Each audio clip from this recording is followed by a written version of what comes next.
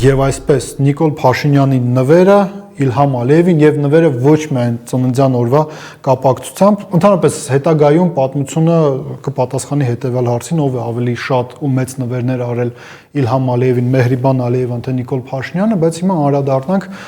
նրան թե ինչ է կատարվել վերջին օրերին։ Տեսեք, Ադրբեջանի նախագահ Իլհամ Ալիևը իր ծննդյան օրը օկուպացված Արցախի հանրապետությունում է Ստեփանակերտում իրենք հերթական հաղթանակի այսպես կոչված պուրակը բացեցին, Աղդամում նորակառույց ինչ-որ մի թաղամաս էր, հերթական նորակառույց թաղամասներ, որի բացմանը մասնակցում էր Իլհամ Ալիևը եւ հերթական անգամ արդեն ավանդույթի համաձայն Ադրբեջանի նախագահը օկուպացված Արցախից քաղաքական հայտարարություններ է անում ուղղված Հայաստանի Հանրապետության դեմ հայտարարություններ, որոնք գլոբալ առումով երկու բանի մասին են խոսում։ Նիկոլ Փաշինյանը Հայաստանում շատ հարցերի վերաբերյալ ստում է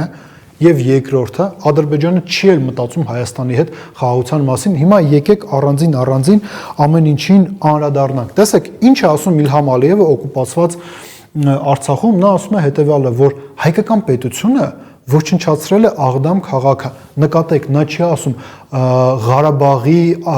անջատողականները, Ղարաբաղի սեպարատիստները, նա ասում է հայկական պետություն, այսինքն կատարվում է այն, ինչի մասին դեռևս ամիսներ առաջ մենք ձեզ հետ խոսում ենք, որ ադրբեջանցիները գերեվարելով Արցախի հանրապետության ռազմաքաղաքական ղեկավարությանը փորձելու են Հայաստանի դեմ պահանջների մի այնպիսի փաթեթ ձևակերպել, որով արդեն Հայաստանի հանրապետության դեմ են հայցեր ներկայացնելու, Հայաստանից պահանջեր ներկայացնելու եւ այդ իսկ պատճառով Ադրբեջանի նախագահը ասում է ոչ թե Ղարաբաղի անջատողականներ, այլ ասում է հայկական պետություն։ Դուք հասկանում եք այս ձևակերպման տակ ինչ ասես կարող ես մտցնել եւ Հայաստանի դեմ ինչ պահանջ ասես, այդ թվում նաեւ նյութական տարածքային պահանջ կարող ես առաջ քաշել։ Սա առաջինը, երկրորդը ինչ է ասում Իլհամ Ալիևը։ Ընկերներ, հիշում եք, չէ՞ Նիկոլ Փաշինյանը Մինսկի խմբի մասին ինչ էր ասում։ Ասում է, որ 90-ական թվականներից սկսած ինչ էլ առաջարկել են ԵՀԿ Մինսկի խմբից, ուղղված է եղել ընդամենը մեկ խնդրի լուծմանը, ոնց Արցախը վերադարձնեն Ադրբեջանին, ոնց ինտեգրեն Ադրբեջանի կազմում։ Նիկոլ Փաշինյանի կիրթ եւ կառուցողական գործընկերը Ադրբեջանից ասում է հետեւյալը, որ նա որպես ԵՀԿ Մինսկի խմբի շրջանակներում բանակցություններին մասնակցած մարդ կարող է նշել հետեւյալը, որ իր մոտ առնվազն կար տպավորություն, որ բանակցությունները հետեւյալ ֆորմատով են ընթանում։ Մի կողմից նստած է Ադրբեջանը, մյուս կողմից Հայաստանը եւ ԵՀԿ Մինսկի խումբը։ Նա ասում է, որ ԵՀԿ Մինսկի խումբը գործունեությունը ծավալում էր ընդամենը մեկ նպատակով ստիպել Ադրբեջանին համակերպվել այն մտքի հետ, որ Արցախը այլևս հայկական է, որ ադրբեջանցիները այնտեղ այլևս չեն կարող լինել։ Տեսեք, սա ինչպես չի համապատասխանում այն ամենին, ինչը ասում է այստեղ երկրի ներսում Նիկոլ Փաշինյանը։ Եվս մի կարևոր հանգամանք։ Ալիևը գիտեք ինչից է նեղսրտած։ Նա ասում է հետեւյալը, այլ տեղերում աշխարհի այլ կոնֆլիկտների շրջանակներում ագրեսորների նկատմամբ կիրառում են պատժամիջոցներ։ Իդեպ այստեղ նաև ինքը Ռուսաստանին հերթական անգամ ագրեսոր ասում, բայց Հայաստանի նկատմամբ պատժամիջոցներ չէին կիրառում։ Ավելին, նա ասում է հետևել, ասում է այդ անջատողականների իշխանության ներկայացուցիչները Արցախի ռազմաքաղաքական ղեկավարության մասին է խոսում։ Ասում է վիզաներ էին ստանում Ռուսաստան, Ֆրանսիա, Ամերիկայի Միացյալ Նահանգներ, կարող են մեկնել այդ երկրների մայրաքաղաք, նույնիսկ ասում են դրամահավաքներ էին կազմակերպում, խոսքը վերաբերվում է Հայաստան համահայկական հիմնադրամի ամենամյա դրամահավաքներին, որոնց զգալի հատվածը հավաքված գումարների ուղղվում էր Արցախի հանրապետություն։ Ասում է, սա մի իրավիճակ էր, երբ որ աշխարհում այլ տրամաբանություններ գործում, իսկ Ադրբեջանի նկատմամբ Հայաստանի հետ հարաբերությունների համատեքստում լրիվ այլ տրամաբանություններ գործում։ Ավելին, Ադրբեջանի նախագահը գիտեք նաև ինչից էր բողոքում, նա ասում էր հետևյալը, ասում էր, որ այլ կոնֆլիկտների պարագայում ագրեսորների նկատմամբ իրենց արգելում են այս կամ այն զենքը գնել։ Ասում է, բայց Ադրբեջանին հարված են հասցրել Իսկանդեր-M զինատեսակով, որը իր գնահատմամբ, իր բնորոշմամբ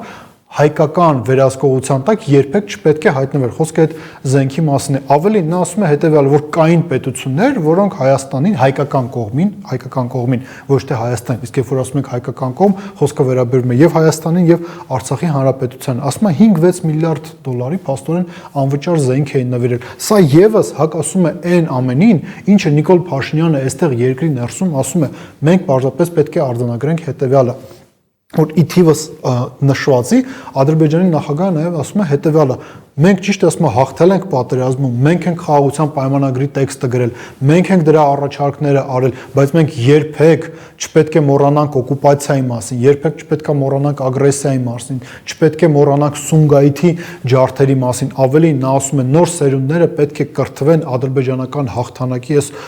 ուղու համատեքստում, իրենք բոլորը պետք է անգիր անեն, ադրբեջանական ինքնությունը պետք է ձևավորվի այս հաղթանակի ոգու ներքո, հարգելի ընկերներ, հերթական անգամ մենք պետք է արձանագրենք հետևյալը. եթե դու իրապես պատրաստվում ես խաղաղության, դա պետք է դրսևորվի ոչ միայն նրանով, որ նախընտրական բոնուսներ պետք է տաս քո հարևանին, չգիտեմ, ցորենի տեսքով, բենզինի տեսքով, այլ դու պետք է մի շարք կառուցողական, կառուցվածքային փոփոխություններ կառուցես, իրականացնես քո երկրի ներսում։ Կրթական համակարգը բարեփոխումների կարիք ունի։ Լավ, եթե իրենք կարծում են նույնիսկ որ մենք ագրեսոր ենք, մենք էլ կարծում ենք իրենք են ագրեսոր, եթե մենք գնում ենք խաղաղության, ուրեմն եւ Հայաստանում եւ Ադրբեջանում պետքա վերանայվեն որոշ դպրոցական դասագրքեր։ Ադրբեջանում դա իրականացվում է, իհարկե ոչ։ Կադրային քաղաքականությունը պետք է այնպիսին լինի, որ մարդիկ, որոնք Ադրբեջանում կողմ են Հայաստանի հետ բարիդրացիական հարաբերություններին, իրենք սոցիալական լիֆտով բարձրանալու, քաղաքական լիֆտով բարձրանալու հնարավորություն ունենան, բայց կամ Ադրբեջանում չկան այդպիսի մարդիկ, կամ էլ իրողությունը այնպիսին է, որ իրենք միայն Ռամիլ Սաֆարովի պես մարդկանց են առաջին պլան մղում։ Այս ամենը իմի բերելով եւ ամփոփելով նաեւ մեր այսօրվա զրույցը, մենք պետք է նշենք հետեւյալը. Ադրբեջանի համար, Ադրբեջանի գործընկեր, դաշնակից Թուրքիայի համար, դատելով Աղդամում Իլհամ Ալիևի ելույթից մենք պետք է նշենք հետևյալը, որ սա ոչ թե պարզապես ելույթ էր, այլ քաղաքական մանիֆեստ այն մասին, որ այսպես կոչված խաղաղության պայմանագիրը ստորագրելուց հետո ադրբեջանցիները անցնելու են Հայաստանի Հանրապետության դեմ պահանջների նոր փաթեթի կյանքի կոչմանը եւ իրենց անկալմամբ արդեն ձևավորել են եւ քաղաքական, եւ դիվանագիտական, եւ իրավական հիմքեր Հայաստանի Հանրապետության վրա ճնշում գործադրելու Ալիևին այս աշխարհում կարող է կանգնեցնել ընդամենը մեկ սուբյեկտ՝ հայ ժողովուրդը։ Մտածեք այդ մասին։